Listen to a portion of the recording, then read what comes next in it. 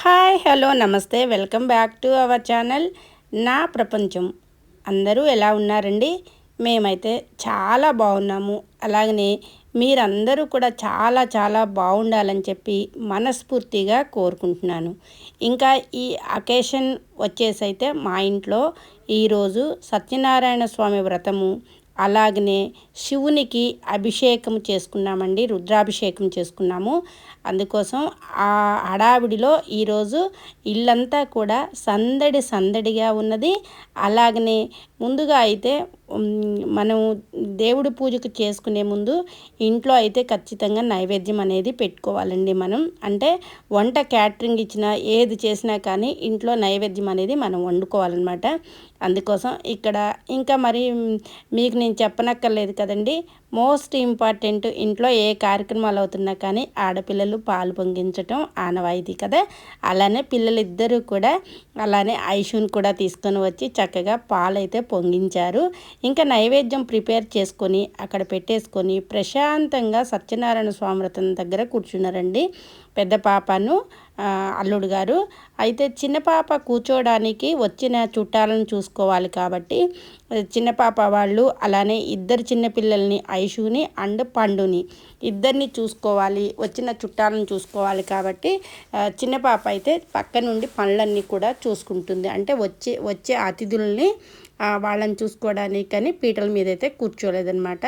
ఇలా పెద్ద పాప వాళ్ళు కూర్చొని పూజనైతే పూర్తి చేస్తూ ఉన్నారు. సత్యనారాయణ స్వామి వ్రతం చేసుకున్న తర్వాత ఈ కార్యక్రమం అయిన తర్వాత శివునికి అభిషేకం అనేది స్టార్ట్ అవుతుందండి.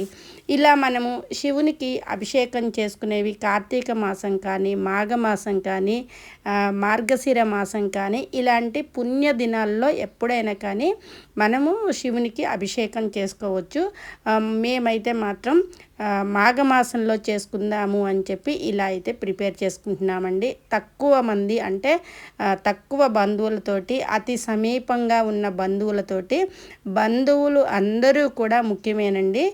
కానీ మనకి ఇలాంటి అకేషన్స్ అంటే చిన్న చిన్న అకేషన్స్ జరుగుతున్నప్పుడు దూరంగా ఉన్న బంధువుల్ని పిలిచి వాళ్ళని ఇబ్బంది పెట్టకుండా దగ్గరగా ఉన్న బంధువులతోటి మనము 10 మందిని ఇంట్లో చేతులు కడిగించాలండి. అదనమాట అన్నదానము ఎంత జరిగితే అంత మంచిదనమాట ఇంట్లో. అందుకోసం ఒక దగ్గరగా ఉన్న కుటుంబాలని అంటే దగ్గరగా అంటే రావడానికి జర్నీకి దగ్గరగా ఉన్న ఫ్యామిలీస్ని ఇలా పిలుచుకున్నామండి. మేము పిలుచుకొని చక్కగా అయితే పూజని పరిపూర్ణం చేసుకున్నాము. అలాగనే శివునికి అత్యంత ప్రీతికరమైనది ఏమిటి అంటే అభిషేకం అండి. ఆ శివయ్య స్వామి భక్తులను ఏమీ కోరడనమాట. అభిషేకము, తనకి అభిషేకం అంటే బాగా ఇష్టము. అభిషేక ప్రియుడు అంటారు మన శివయ్యని. అలా శివుడికి కూడా అభిషేకం చేసుకోవాలి అని మనసులో సంకల్పించుకొని ఇలా మేమైతే ఒకరోజు ఫిక్స్ చేసుకొని చక్కగా ఈ 2 కార్యక్రమాలు అయితే చేసుకుంటున్నామండి. ఇంకా శివుడికి మనము 360 శివలింగాలని ఇంట్లోనే పుట్టమట్టితో చేసుకుంటే అతి శ్రేష్టం అనమాట.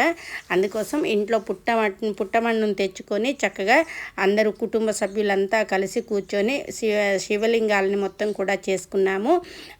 ఇలా ఈ పూజా విధానం మొత్తం కూడా కొంతమందికి అభిషేకం ఇంట్లో చేసుకోవచ్చా, ఇంట్లో చేసుకోకూడదని చాలా సందేహాలు ఉంటాయండి.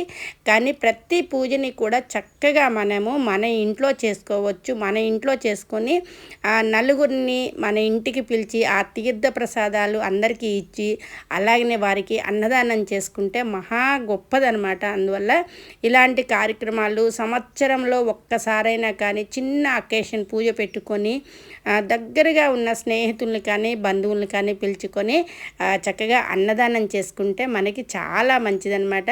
మన కుటుంబాలు కూడా ఇలా చేసుకోవడం వల్ల దినదిన అభివృద్ధి కూడా అవుతూ ఉంటాయి అన్నమాట. అందుకోసం ఎప్పుడైనా కానీ మనం కార్తీక మాసం మొత్తం కూడా గుడికి వెళ్ళి అక్కడ పూజలు చేసినా కానీ ఇంటికి వచ్చిన మన ఇంట్లో మన వీలుని బట్టి ఏదో ఒక మాసంలో పుణ్య కార్యక్రమాలు చేసే కొన్ని మాసాలు ఉంటాయండి.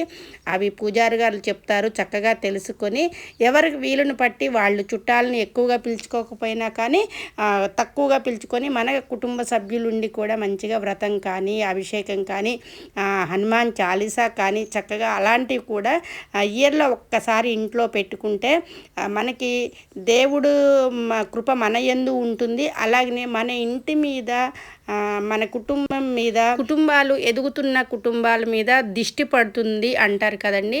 అలా కూడా దిష్టి అనేది కూడా పడకుండా చక్కగా నలుగురిని ఇలా పిలుచుకొని చక్కటి కార్యక్రమాలు ఇంట్లో చేసుకొని ఇలా అంతా కూడా తెలియని వాళ్ళు కూడా తెలుసుకొని ఇలా చేసుకోవాలి అని చెప్పి నేనైతే కోరుకుంటూ ఉన్నాను.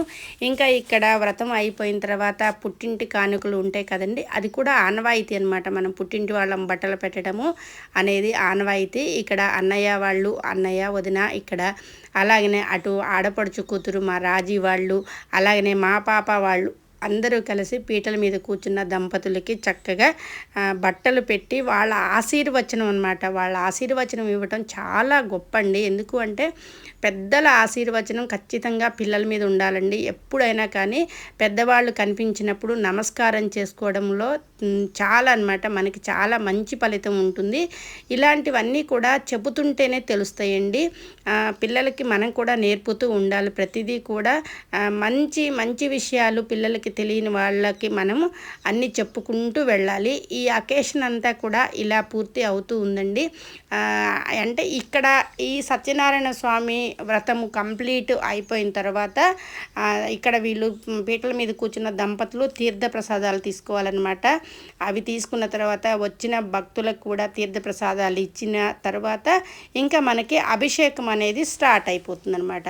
ఇంకా అందరం కూడా అభిషేకం కాబట్టి ఇంట్లో ఎవ్వరం కూడా టిఫిన్స్ కానీ అలా ఏమి చేయలేదండి.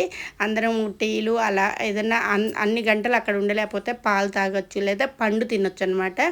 ఇలా ఈ పూజా కార్యక్రమాలు జరిగేటప్పుడు మాత్రం కొంచెం భక్తి శ్రద్ధ వహించి అయితే చేసుకోవాలి. ఎందుకంటే మనం ఫలితం కోసమే చేసుకుంటున్నాము. మనము సృష్టిగా తిని అంటే అక్కడ కూర్చున్నా కానీ ఫలితం ఉండదన్నమాట. కొంచెం దేవుడి మీద భక్తి ఉంచి చక్కగా అక్కడ చేసుకోవాలి. ఇది మా బాబు మెయిన్గా కూర్చొని బాబు చేసుకునే కార్యక్రమం అనమాట. ఈ శివ ఆరాధన, శివాభిషేకము ఇవన్నీ కూడా చక్కగా చేసుకుంటూ ఉన్నాడు. తర్వాత పూజకు కూర్చునేది మరీ పెద్దవాళ్ళైతే వాళ్ళు ఉండలేకపోతే కొంచెం ఏదైనా టిఫిన్ తినొచ్చు అని చెప్తారండి. మ్యాక్సిమము ఇలాంటి చిన్నపిల్లలు చేసుకునే కార్యక్రమాలప్పుడు వీళ్ళు తినకుండానే చేసుకుంటారు. అందులో మా బాబు అయితే అసలు ఎక్కడ కార్యక్రమాలకు వెళ్ళినా కానీ ఇక్కడ ఫస్ట్ అసలు ఎక్కడ ఏమీ తినడండి, అంత నిష్ట అనమాట ఆయన. ఇంకా ఈ కార్యక్రమాలన్నీ కూడా ఈరోజు మేము సంతోషంగా ఆ శివుడికి, ఆ సత్యనారాయణ స్వామికి చక్కగా చేసుకున్నాం. మా బంధువులు అత్యంత దగ్గరున్న బంధువులు పిలిచామన్నాం కదండి, బంధువులు అందరూ కూడా వచ్చి మా పిల్లలకి వాళ్ళ ఆశీర్వచనాలు అందించారు. అలాగనే మా కుటుంబము మంచిగా ఉండాలని చెప్పి అందరూ కూడా దీవెనలు తీసుకున్నాము. ఇంకా పూజారులు ఒక్కళ్ళు కాదండి, చాలామంది అయ్యగారులు వచ్చారనమాట. అందరి దీవెనలు మా బాబుపై ఉండాలి, మా బాబు అనుకున్నది నెరవేరాలని చెప్పి మనస్ఫూర్తిగా మేము కోరుకుంటున్నాము.